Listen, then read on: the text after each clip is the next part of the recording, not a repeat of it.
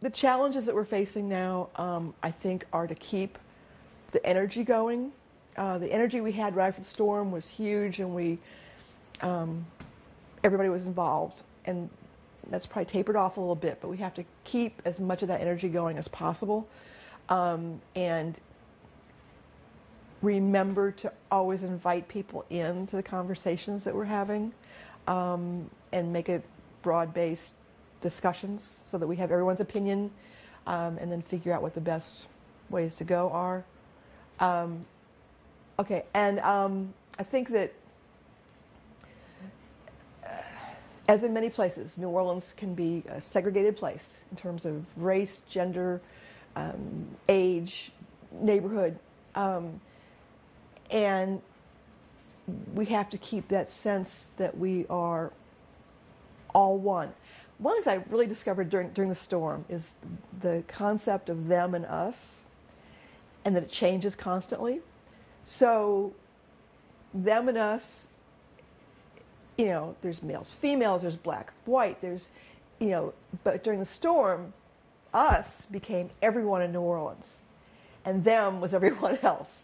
And so that was really cool, to have that change in the them and us. So being cognizant of that, sometimes it's appropriate to have an us, to band together, but you have to be aware that you're doing that.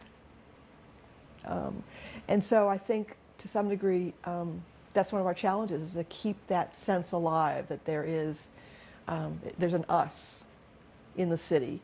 And that includes people who have moved here, people who want to be part of the city, and love it in their own way. Another big challenge we have is dealing with the fact that we're next to the water, and the water's coming our way because of global warming and because of the wetlands disappearing.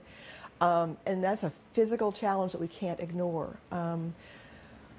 There are lots of things going on to address that. I'm not an engineer. I don't know if we've done enough. But it feels like, at least amongst people here, we recognize we have to deal with that. We can no longer assume that the Army Corps is going to save us from the next flood, that there's a lot more to do besides walling things off. Maybe even the state of Louisiana will realize they have to spend some money to keep the wetlands growing and not going away. But we do feel, I think, more than we did before, that we are part of that swamp over there. That it's not a them and us. It's that swamp impacts our lives, and we have to take care of it.